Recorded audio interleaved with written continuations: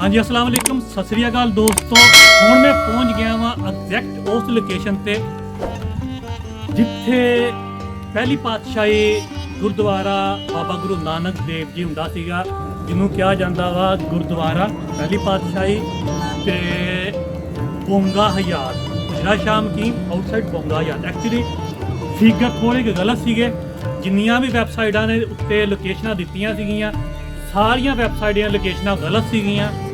उन्होंने लोकेशन दी सी बोगा हयात की। बोगा हयात जोड़ा वा इतों 3-4 किलोमीटर दूर है।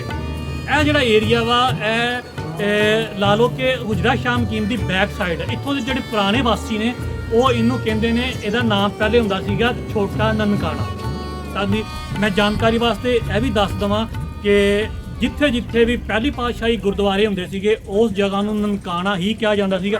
छोटा ननकाना या ननकानी या टिब्बा नानकसर ते इस तरह के नाम होंदे सी। यह जिहड़ी जगह जिहड़ी है ना जिथे मैं इस टाइम खड़ा वा, बड़ी मुश्किल नाल मैं इनू सर्च किया वा। पूरा एरिया और इहदा बाहर साथ है जिथे मैं है वा उस टाइम इत्थे सरोवर वगैरह होंदा सीगा। परले पासे जिहड़े मैं हुण तुहानूं दिखावांगा उत्थे फील्ड हुंदे आ, उत्थे इस टाइम फील्ड खेती हो रही है। उत्थे पूरी जगह जिहड़ी है अजे भी महकमा औकाफ के अंडर ही आ। ते उत्थे बोर्ड भी हुंदा सीगा, खूह भी हुंदा सीगा। अज ना बोर्ड आ ना खूह आ ना गुरुद्वारा साहब आ, जगह रह गई आ जिहदी बड़ी मुश्किल नाल मैं इनू लभ्या, सर्च किया, पुछ पचा के मैं इत्थे पहुंचिया वां। ते इहदी वैसे मैं लोकेशन ले लांगा ते पर इहदा हुण फायदा कोई नहीं है, क्योंकि इस टाइम हर चीज़ के जिहड़े ने निशान मिट चुके हुए ने। और बड़े दुख की गल भी कह सकते हैं, बड़ी दुख का है वा कि जिहड़े हिस्टोरीकल प्लेसिस सीगे किस तरह खत्म हो रहे हैं और उन्हों का जिहड़ा निशान आ मिटदा जा रहा वा। तो ये हुण कौन रिस्पोंसिबल आ, रिस्पोंसिबल किहनूं कह सकते हैं असीं, इसदा रिस्पोंसिबल महकमा औकाफ नूं कह सकते हैं कि क्योंकि एक इस टाइम जिहड़े भी हिस्टोरीकल प्लेसिस आ उन्हों के करता धरता के महकमा औकाफ ही है ना, उन्होंने अंडर ही आउंदा ना इन्हां चीज़ों की देख रेख जिहड़ियां स्पैशली हिस्टोरीकल प्लेसिस है सारियां। ते पर उन्होंने वालों जिहड़ी आ लापरवाही वरती गई है बहुत वड्डी। ते यह हुजरा शाह मकीम दे बाहरली साइड से आ जी। इसकी लोकेशन मैं ले लाँगा। फिर दसी जावां कि जदों बाबा गुरु नानक देव जी कंगनपुर तो मानक दीके गए सीगे, मानक दीके वालियां ने बड़ी सेवा की सी। कंगनपुर वालियां ने जिहड़े सीगे बाबा जी हुणां नूं पत्थर मारे सीगे। ते जदों बाबा जी हुणां ने कंगनपुर वालियां नूं कहा सीगा कि उजड़ जाओ, जिहड़े सी मानक दीके वाले उन्होंने कहा सीगा उजड़ जाओ, और जिहड़े कंगनपुर वाले से उन्होंने कहा सी बसदे रहो। भाई मरदाना जी नाल सीगे। भाई मरदाना जी ने कहा बाबा जी हुणां नूं कि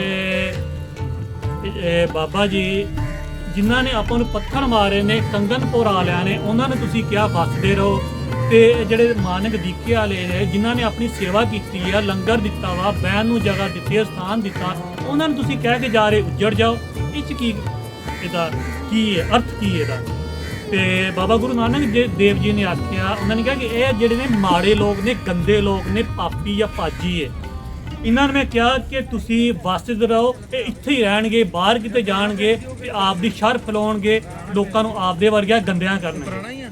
ते जिहड़े मानक दीके वाले जिन्होंने मैं कहा कि उजड़ जाओ, ये उन्होंने मैं बददुआ नहीं दी, उन्होंने मैं दुआ दी है उजड़ जाओ कि चंगे लोग ने, ये वासी इत्थों दे ने, ये जो जाणगे दूजे इलाके जाणगे आपदे चंगे प्रभाव की वजह ना ये उन्होंने लोगों भी आपदे वर्गिया करनगे। इस करके मैं कहा हुण जदों जाके वेखिया वे कंगनपुर जिहड़ा सीगा वो लोग ज़्यादा कंगनपुरीए जिहड़े ने उसे पिंड दे विच ही रहिंदे ने, कोई बाहर घट ही जांदा वा। और कंगनपुर उदों निक्का जिहा पिंड सीगा, अज वो सब तहसील बनिया खलोता फैल गया, यानी कि वो लोग उत्थे ही रहे। और दूजी उन्होंने विच गिल्लड़ की बीमारी पाई जाती है, जिन्होंने वो अंश वंश जिन्होंने बाबा जी उन्होंने पत्थर मारे सीगे। ते जिहड़े मानक दीका वा वो उदों भी छोटा जिहा पिंड सी, अज भी छोटा जिहा पिंड, अज भी आउंदे। और उत्थों के जिहड़े लोग ने वो सारे बाहरले मुल्कां 'च गए हुए हैं। उत्थों जी बाबा जी हुणे इतिहास में इस करके दस रहे कि हुण इस जगह की पवित्रता के बारे दसां। जो बाबा जी फिर उत्थों मानक दीके तो चले ने ते फिर आके उन्होंने इत्थे जिहड़ा सीगा वो स्टे किया सीगा 1-2 दिन का या कुछ ज़्यादा समय का। तो ये उन्हों का चरण छूह स्थान सीगा जिहड़ा अज उजड़ गया वा।